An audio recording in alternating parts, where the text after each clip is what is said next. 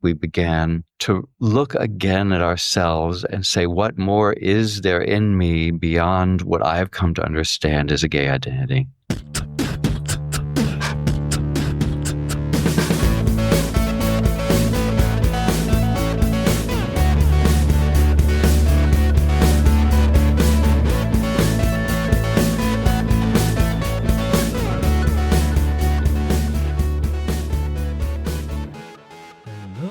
LGBTQTs, and welcome back to another episode of A Jaded Gay. I'm Rob Lovelace, and today I am a jaded gay just because the burnout is real. We're getting close to the end of the year, so finals are right around the corner. Work has just been super busy, and I'm trying to get caught up on some podcasting stuff for 2026, and then just real life stuff's popping up, so yeah, it's been a lot. I mean, if you're a longtime listener of the podcast, this shouldn't be a surprise. I have quite a few jaded gay weeks because of burnout, so it is what it is. But luckily, some good news that helps me push my jadedness aside. I have a special shout out today for Addison, no, not Addison Ray, but Addison My Bae, for supporting the podcast on Patreon at the $5 LGBTQ tier. Addison, thank you so much. I greatly appreciate the support. You keep the podcast going. And for anybody out there listening who wants their own personalized shout out, you can do the same by supporting A Jaded Gay on Patreon for $5 a month. That gets you instant access to episodes ad-free a day early, plus exclusive monthly bonus content. And at the $5 tier, you get a free t-shirt and a personalized shout out from yours truly. But if that's a little bit too much money, don't worry about it. You can also just support for $1 a month. Again, that gets you all the features minus the t-shirt and the shout out, or $3 if you want to do something in between. That gets you all the features and the t-shirt, just no shout out. Again, appreciate all the support, especially as we go into the holiday season and as I'm kind of figuring out what's on the horizon for me for 2026. Any love you can show on Patreon, I greatly appreciate. So thank you so much. Thanks again, Addison. And also, if you want to feel a community love, but you're not really ready to commit to a monthly subscription, you can still keep in touch with all of us on Discord at the LGBTQ Lounge. Again, that is the official Discord channel for the podcast, trying to get some conversations going on there. So make sure you join. Anyway, getting right into this week's topic, a couple years ago, we did talk about the stereotype that 30 equals death in the gay world. And in that, we talked about the privilege of youth, beauty, and sex in the gay community, and how navigating midlife as a gay man can be confusing. So I wanted to talk a little bit more about that topic, and I'm very excited because we have a very special guest joining us to dive all into that. But before we start the discussion, you know the drill. Let's pull our tarot card.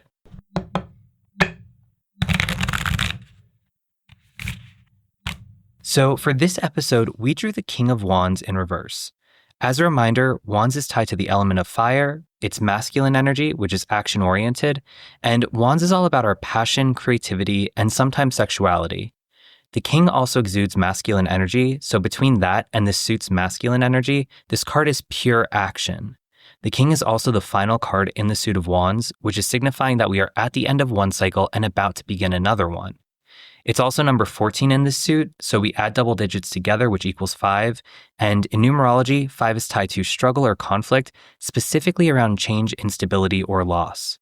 And while this card typically signifies authority, stability, and remaining calm in the face of adversity, we drew it in reverse, which is telling us that we may be encountering unhealthy displays of masculine energy, like an abuse of power, holding grudges, or bullying others. And if this reversal represents us, we may be struggling to communicate our vision. So instead of collaborating with others, we isolate ourselves thinking we're the only one who can achieve the vision. And this leads to burnout and resentment. So we need to remember to be mindful about how we're pursuing our goals and ensure we're not pushing others aside. And with that in mind, I'm very excited to welcome our next guest. He is a certified life coach, healer, and spiritual guide. Please welcome Hunter Flournoy. Hi, Hunter. How are you today? Hi, I'm really happy to be here with you. Awesome. I'm glad to hear. I'm very excited to have you on today. I think this is a really important topic that throughout queer culture, it has been discussed. Gay men and their relationship with aging and midlife. So I think it's a really important topic to be going over today. Super excited to get into it, but I'm jumping ahead a little bit. Before we start actually breaking it down, I was wondering, can you introduce yourself to the listeners? Tell them a little bit about how you identify, your pronouns, background, career, all that fun stuff. Mm-hmm. Yes, I identify as queer, non-binary, two-spirit, multicultural, and that has been its own journey over the years, as the terms that were popular and the terms that we really felt is relevant to ourselves have evolved over time. But that's where I am now. And today, are you a jaded or non-jaded gay, and why? Is there a way to have one foot in both camps? Oh, absolutely. Good, because I can say I've been part of the gay scene and gay community for long enough to have what feels like a pretty, hopefully grounded and realistic view of the limitations of the gay scene and the gay culture. But also, I've been gifted with so many experiences that show me that there's so much more to gay community than the gay scene. And that gives me endless hope. So I have, to the degree that I'm in the gay scene, I'm a little skeptical and perhaps jaded. But to the degree that I'm in real gay community, we have endless possibilities of what we can do when we're together. I love that. And I really love how your answer focused on the community aspect, because I think some of these systemic issues we face as gay men or as queer people are something that it's not just individual to us. It's something that our community needs to work on collectively to tackle together. So with that in mind, I'd like to start off learning a little bit more about your career. You've had over 30 years of recovery, healing, and apprenticing with medicine people, mystics, and healers. So can you share how that journey led you to become a coach and a spiritual guide? Sure. Well, coach and spiritual companion are the words that seem to fit what I do best. But like everyone else, I discovered what I was and what I was good at as I went along. So, having been born into a family where I was always in either the hero role or the mediator or the negotiator or the caretaker role, practically from birth, like many young gay boys at the time. Those sort of things came natural to me in my relationships with other people. And like a lot of other queer folk, I grew up at that time being the best little boy in the world, the one who never caused trouble, who never drew attention to themselves, who always tried to stay as invisible as I possibly could, while giving no one any reason either to notice me or to judge me. This led to, of course, a pretty profound sense of self-hate, which I think is really common in our community, and not really including myself in the circle of my own loving. Fortunately, I have had one great skill in this life, which is I bumble into extraordinary human beings who have the patience and kindness to let me stick around. And I've had a lot of elders who loved me into loving myself, and taught me how to include myself in the circle of my own loving. That led me, of course, to therapy, psychotherapy first. I became a very well-educated neurotic, and I knew everything that was wrong with me. It didn't necessarily help me love myself much more. But as I met medicine people from different traditions around the world and began to sit with them as they did their work and live with them and study with them, I began to hold myself in a different regard. And I began to feel myself as not so isolated and as so exiled as I had experienced as a child. And that sense of being deeply and intrinsically related to other human beings and to everything else began to slowly sink in, soften my armor, and I began to sit with other people who I saw struggling with many of the same things I was struggling with, and to hold that space of sacred relationship where they could begin to find the truth of who they were. You know, we often hear, love yourself, learn to love yourself. But that's not something we can do alone. We learn to love in relationship. You learn to love when there are those around us who see us as completely as another human being can and hold us in deep respect and love and tenderness and curiosity about what's unfolding in front of them. And so I had enough people do that for me over the years that I began to hold myself in that space. And naturally, that led to sitting with others and holding them in that space. And of course, we always draw to us the people who are working on the same things we're working on, hopefully a couple steps behind where we are on the path, so we can be useful to them. And that means I've been working in queer community now primarily since about 1999. And I love that answer, talking about learning from queer elders and then sharing that knowledge with others and that communal love within the queer community, because that has been something that's been lacking for so long. Now, queer people have always existed, but we weren't always able to be recognized, let's say. We had to kind of hide who we were. And then following the gay liberation movement of the 70s, we started getting some recognition.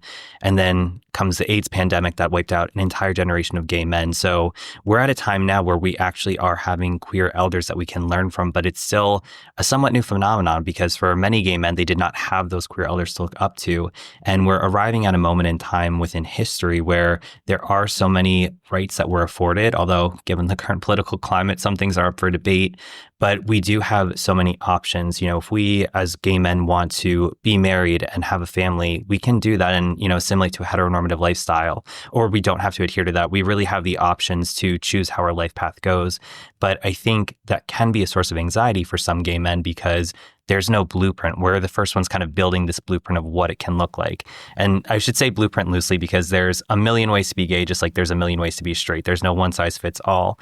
But I think that might be one of the issues, especially as gay men approach midlife, where they may be confronted by what am I supposed to be? Who am I supposed to be? Because we're at this moment in history where we do have the possibilities to really own our identity. So with that in mind, I know you do work with gay men to help them realize a deeper vision for their midlife. So what does that practice look like in your practice? A lot of us growing up, in particular, I work with right now a lot of men who are in their 40s, 50s, 60s, 70s, and up into their 90s. For many of us, we were not given any boxes to describe who we were when we were young, or we could feel just deeply and intrinsically we didn't fit the boxes that we were given. And we knew that something in us could not fit in all the roles that we were given. We did our very best and we became very good at living up to those roles. But at some point, we had to forge some kind of new identity. And you're right. Many of us didn't have a whole lot of elders. I was lucky enough that I had elders who had been around before sexual liberation and gay liberation and were at a place in their lives where they were a little less vulnerable to the AIDS pandemic. So I had that gift. But then I also saw how in the next generation was completely missing. That I knew, I saw gay elders who were incredibly resilient and tender and nurturing to me. And then I saw, an entire generation disappeared, the one between that generation and mine. And so I had no sense of how I would get from where I was to where they were. No image of what we could become. What it was. And most people in my generation, if you talk to a lot of us who were coming out just around the time of the AIDS pandemic, none of us expected to live past the age of 30 or 35. We simply didn't have an image for that. So many of us would, when we came out, take on what we thought was a gay identity, a proud and out gay or queer identity. And it was a pretty limited identity because it was based only on the gay scene. It was only really in response to the AIDS pandemic that we started to come together as a community in a deeper way. And we started to look out beyond what is there beyond this gay identity that I've been handed? Love rainbow flags, love marches, love the clubs. They were sanctuary and safe places and temples for me. And for many of that generation. But we had to ask, as we were facing death itself, is there more? And many of us also we had pushed aside all spirituality, all religious practice, in order to come out as gay, because so much of what we had been fed as religion or as spirituality was so damning of who we were and so terribly exiling to who we were that we had to push that out completely. And so after the AIDS pandemic, we began to look again at ourselves and say, what more is there in me beyond what I've come to understand as a gay identity? And I think it also led to another equally important question, which is, what is there in being gay and in the gay collective experience that goes beyond the gay scene? And we began to reinvent gay community at that time and to create spaces that were more creative, more artistic through the Radical Fairies, through ACT UP, through all kinds of community organizations. We began to reinvent what it meant to be in community together. Because up until then, at least where I grew up, gay community was all anonymous. It was standing in the stalls at public parks in shopping bags, so someone thought there was only one man in the stall. It was coded language. It was shadowed in dark places, which were safe for us and precious. But we didn't have a vision of community. What I've discovered over the years is that for many queer folk, they still don't have a vision of community.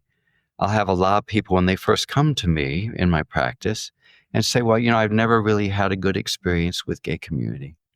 And I'll ask them what their experiences are, and I'll realize that the reason they've never had a good experience with gay community is they've never been in one. That they've been in the gay scene. They have been on the apps. They've been in the anonymous scene. They've been in all of these scenes that are either deliberately engineered, like the apps, or by the necessities of safety and anonymity to prevent connection. That most queer folk don't know what it is to show up in a room and really be witnessed and really be safe as exactly who they are. So to come back around to your question, all of that does lead back to your specific question, which is when people show up with me in my practice, most queer folk have not experienced deep safety because they have not experienced deep community. And so a lot of the work is just creating, one, a space where they can recognize the ways that they hold unsafety in their own nervous systems and in their own psyches and the beliefs that they have about being gay. What used to be called internalized homophobia. Just all of the cognitive, emotional, and neurophysiological patterns that we hold inside of feeling unsafe in this world. And beginning to unwind some of those patterns.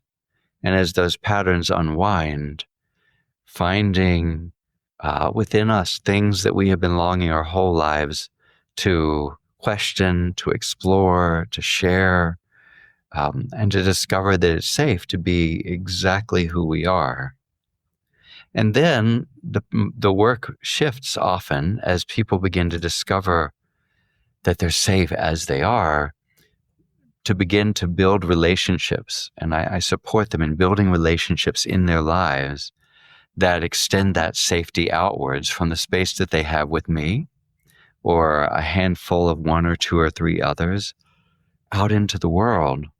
And then to begin to imagine that they have gifts to share, but gifts that are not coming from their overdoing and their perfectionism and their striving and their performative act, but gifts that come from simply being themselves in the world and being received by others, so that they can experience being in community, not with what I like to call our stupid pet tricks, which we in queer community are really good at. We know how to pass. We know how to impress.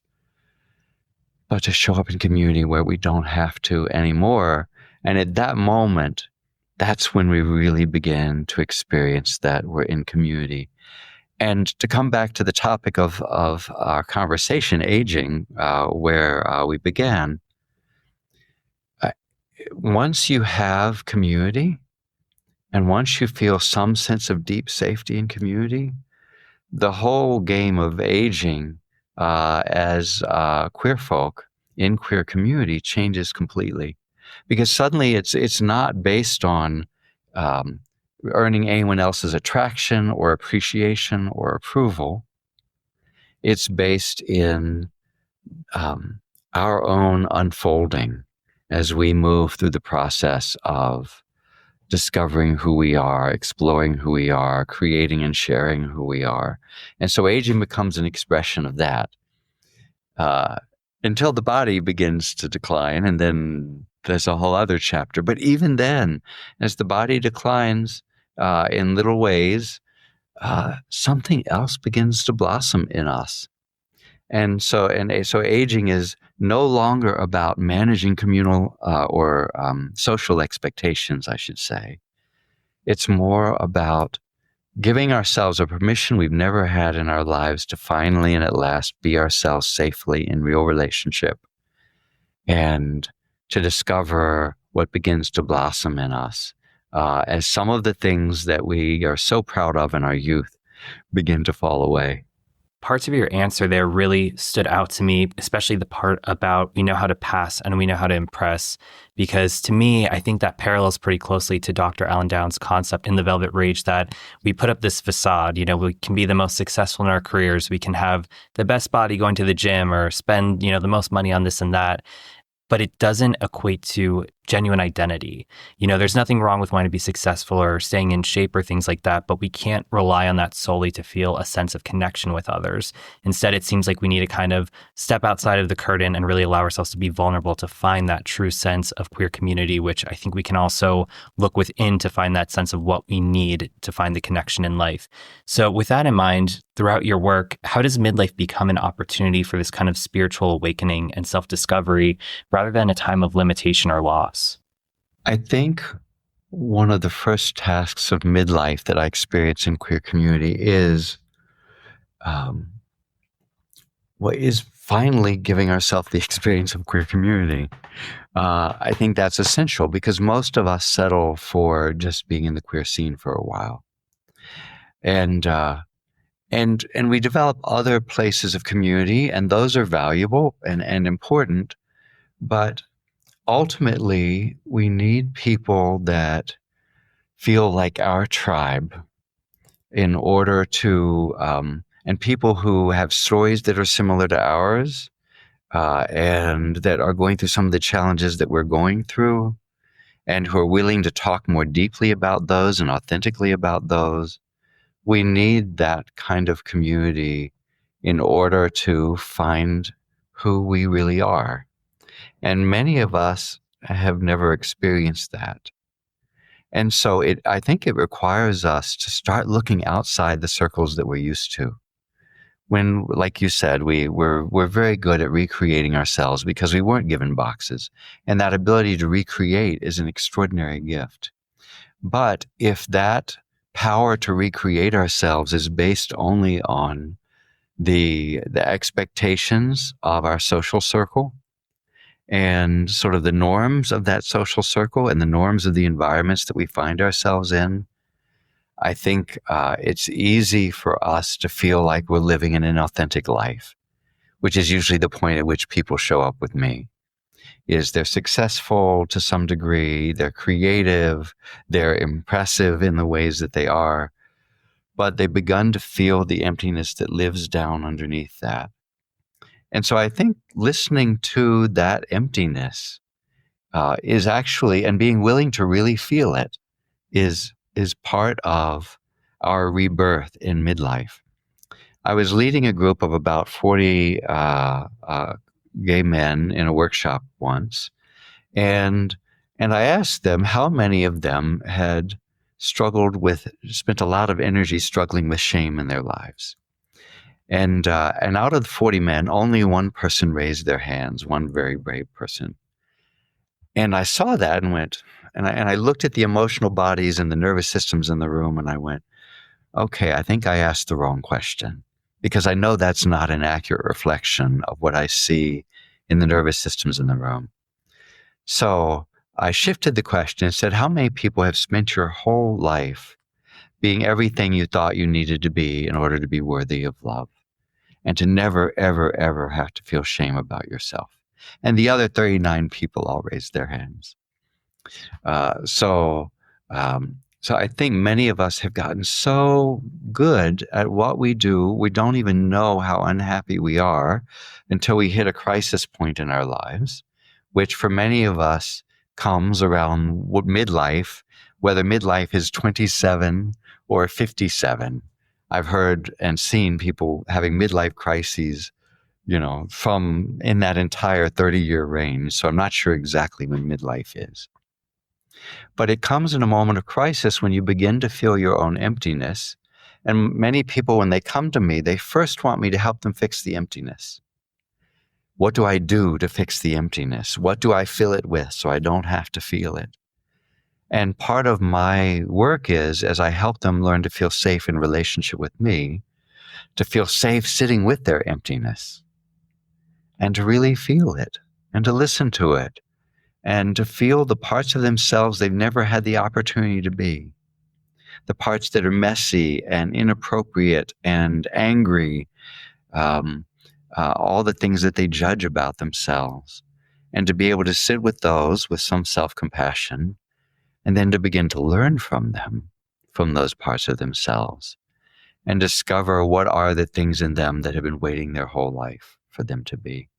But I think it does depend. You have to hit your emptiness first, and then there has to be this willingness to step outside of the circles that you call community and to find a wider and a deeper community to hold you through that process.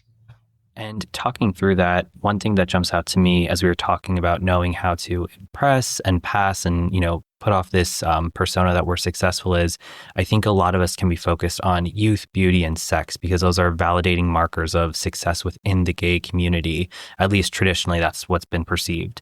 So with that in mind, I was curious, from your perspective, how does the LGBTQ plus community navigate aging, and where do you see opportunities for greater compassion and connection? I really wish we had more opportunities for young queer folk and older queer folk to interact with each other. Back in the days when we had community centers and queer bookstores and gay square dance conventions, there was more opportunity for interage interaction or dignity, integrity. And my life was changed by interaction with queer folk across a wide array of different ages and cultures and religions. And we really lack those situations right now. And if we are all together in a room, the music is too loud to really hear each other anyway. So I think us communally creating spaces where we get to interact with each other is an extraordinary need in our community. When I began leading retreats in Europe, the first year I led retreats in Europe, someone came up to me and said, "Well, I would speak about the power of gay community," and he said, "Well, I'm sure in America you need gay community." He said, "But we're really accepted by everyone here." He lived in Northern Europe. "We're accepted by everyone here.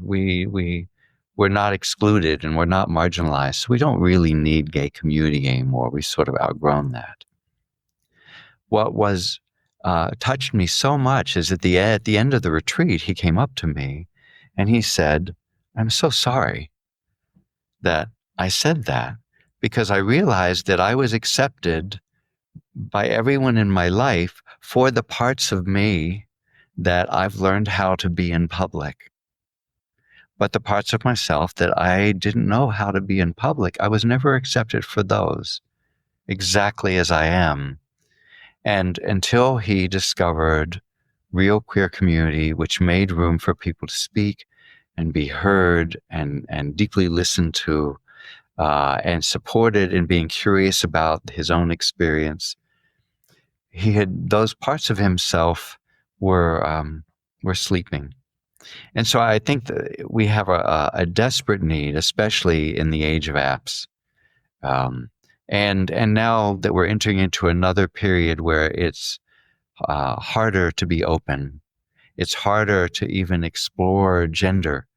I read a well-conducted study recently that said young people are less and less likely now to call themselves non-binary just within the last couple years, it's trending downwards.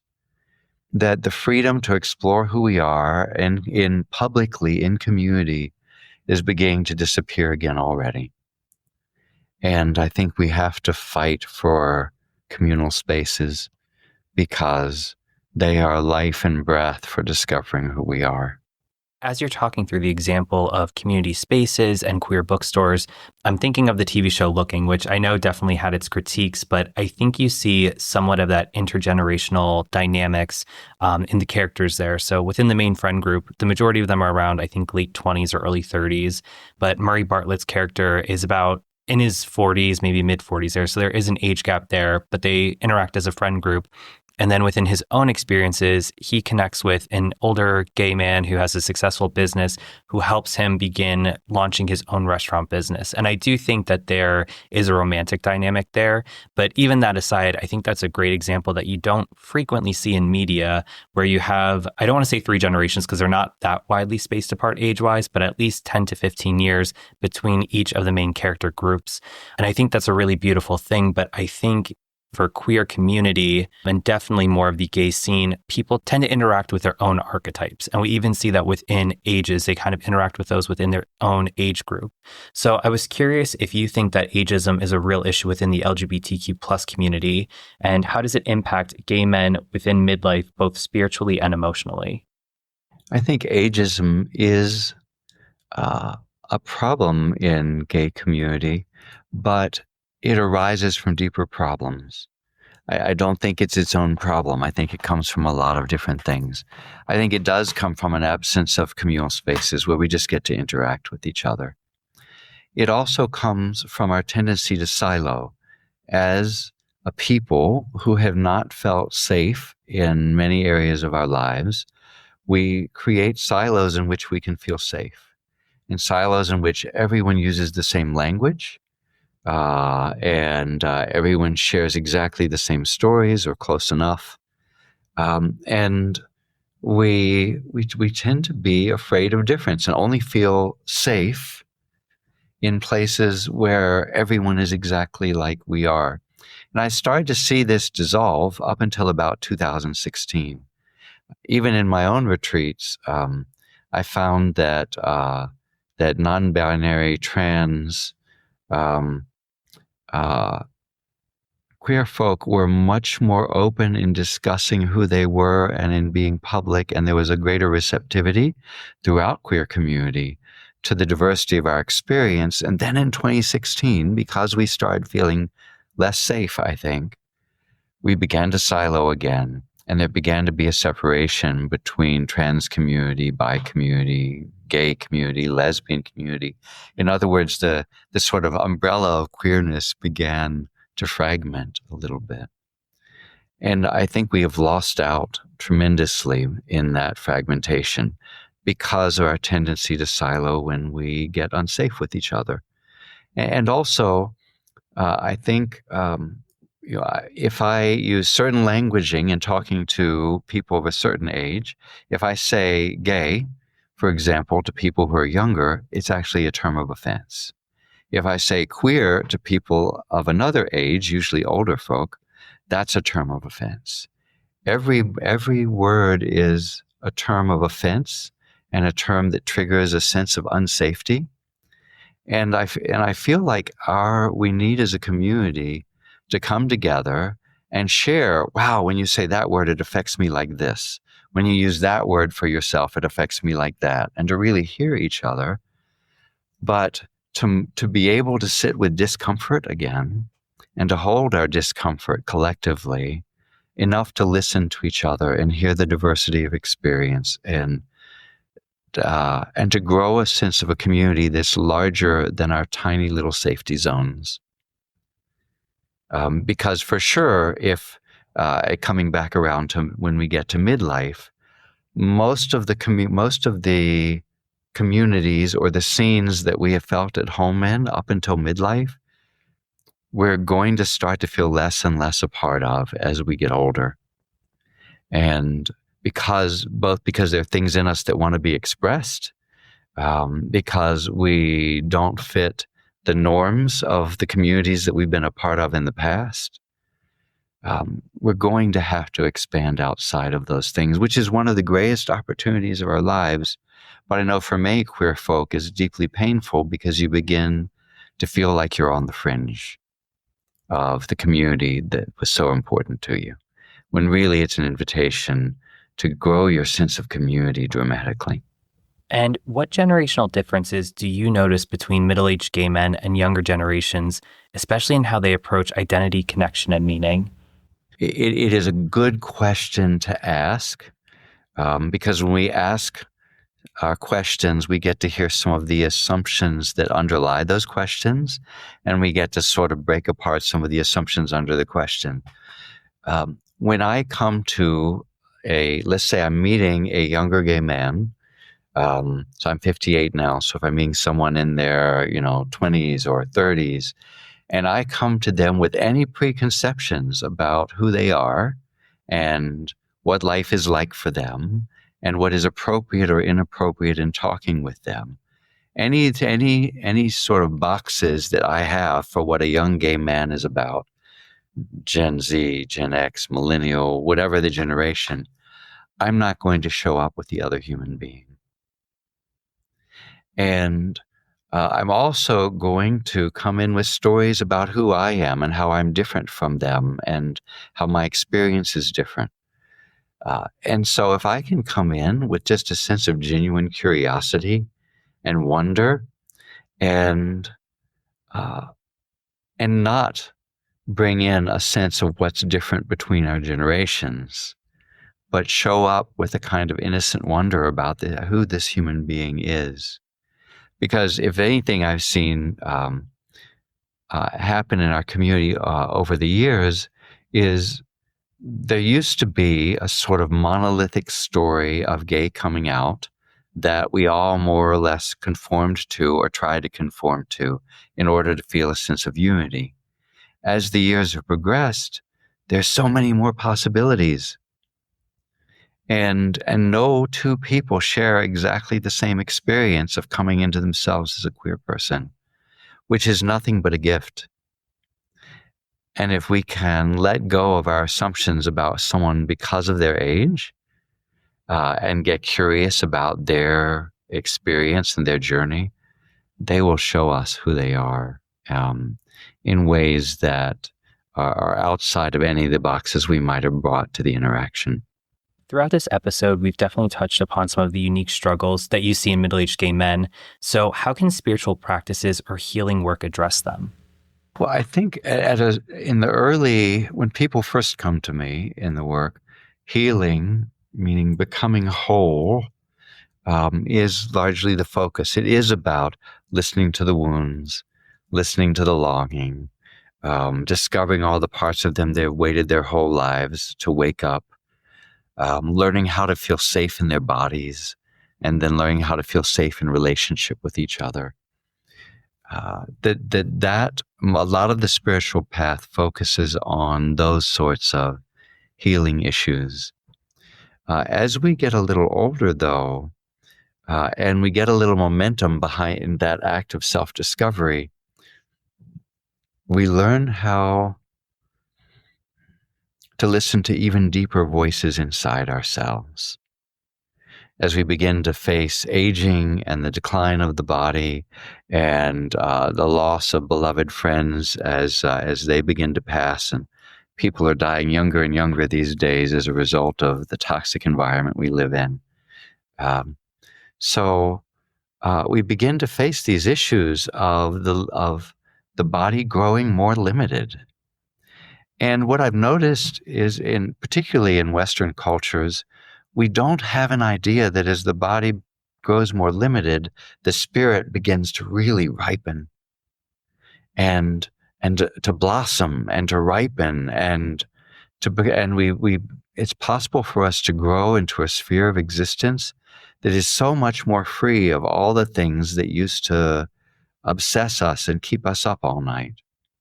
And that's where I think spiritual practice turns from sort of the pursuit of healing, the pursuit of becoming whole, it moves out beyond me becoming whole to me beginning to experience myself in a larger sphere of community. And we begin to think about what gifts we want to share in the world. And our sense of self is less about my wholeness and more about our wholeness. But then even beyond that, spiritual practice becomes about sort of a spiritual wholeness, where it's not just feeling like I'm all of myself, or like all of myself belongs in community, but feeling like I'm deeply and intrinsically connected to absolutely everything in existence, and beginning to find a real sense of aliveness and joyfulness and resilience in that, as we begin to experience some of the ways that we grow more limited in our lives. And how do you guide men in moving through these challenges toward a place of peace, clarity, and purpose? We often treat peace and clarity and purpose as things that are somewhere out ahead of us, like goals that we're working towards. And we want some set of steps that we can take that is going to move towards them at some future point in our lives. And what I find is that as we shift, whatever midlife is, but as we shift through midlife, we stop looking at those things as something that's out ahead of us that we're trying to achieve. And being at peace means being at peace with ourselves as we are, and being at peace with our lives as they are.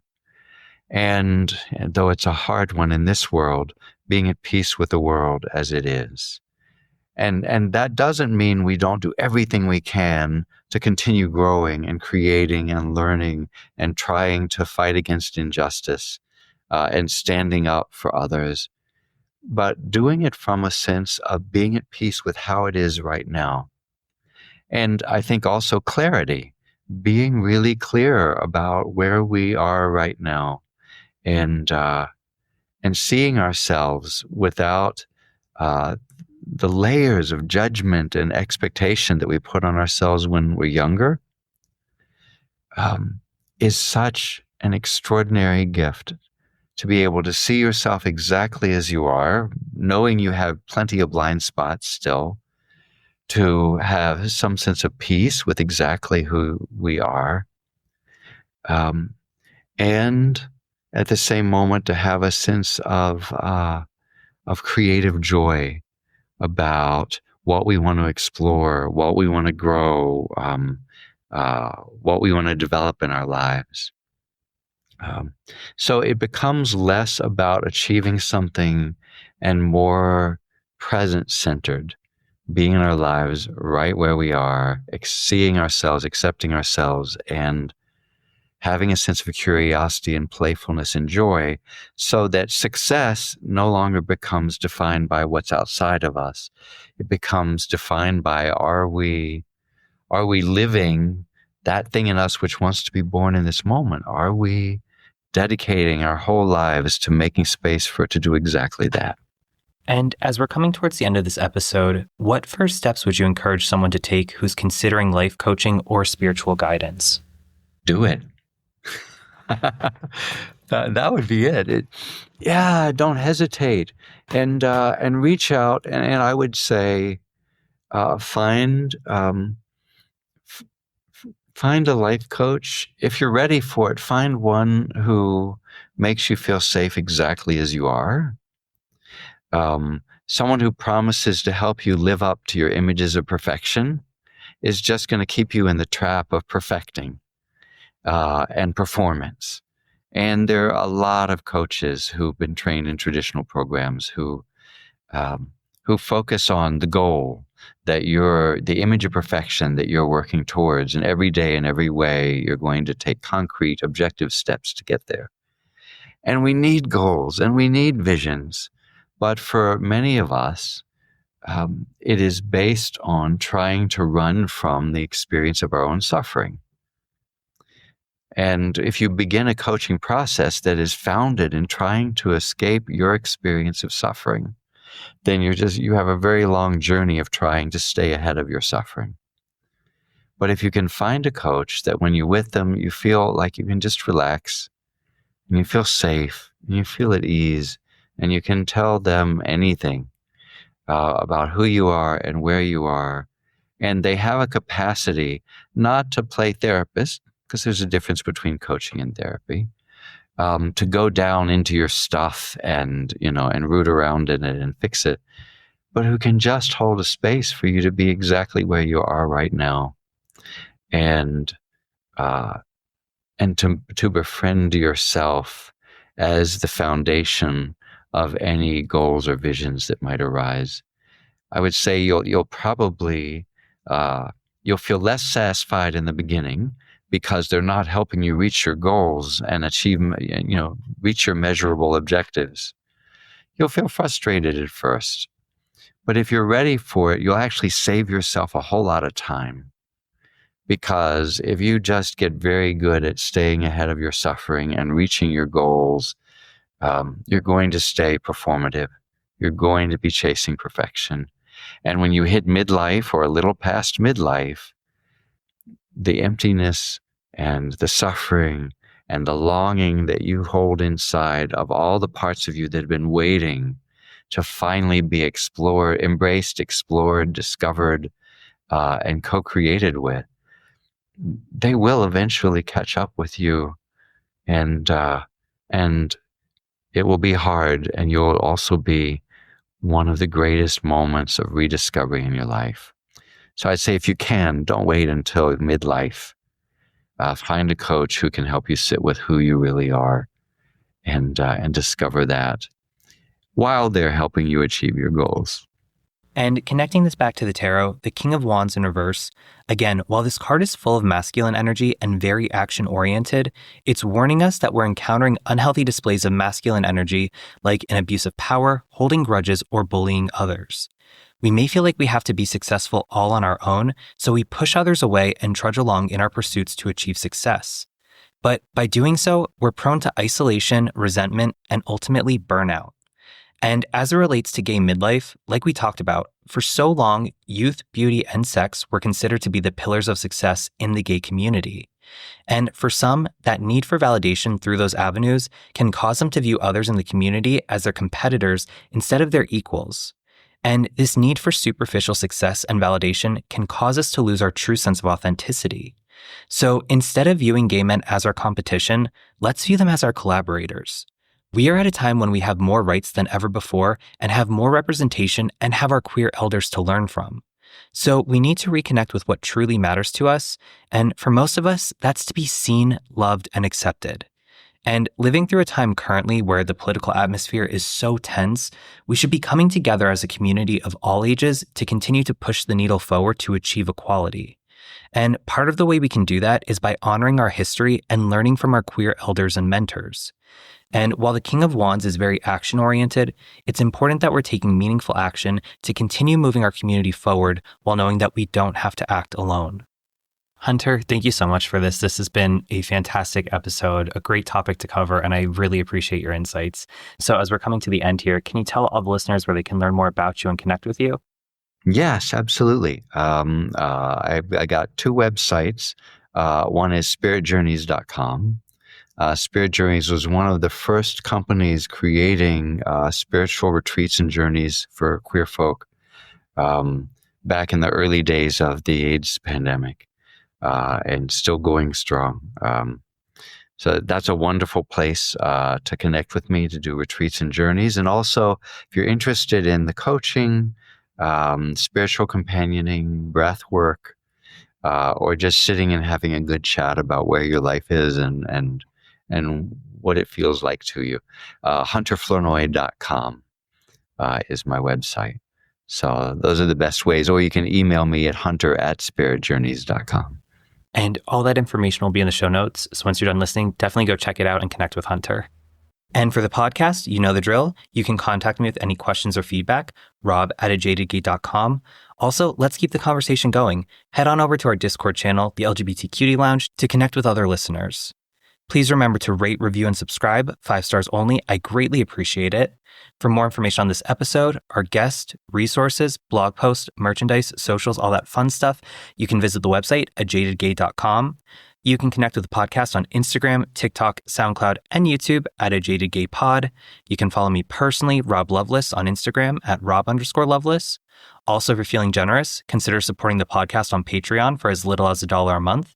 That gets you instant access to episodes ad-free, a day early, plus exclusive monthly bonus content. Or if you just want to access the monthly bonus episodes, you can purchase them for $3 each. And if you're scared of commitment, don't worry, I get it.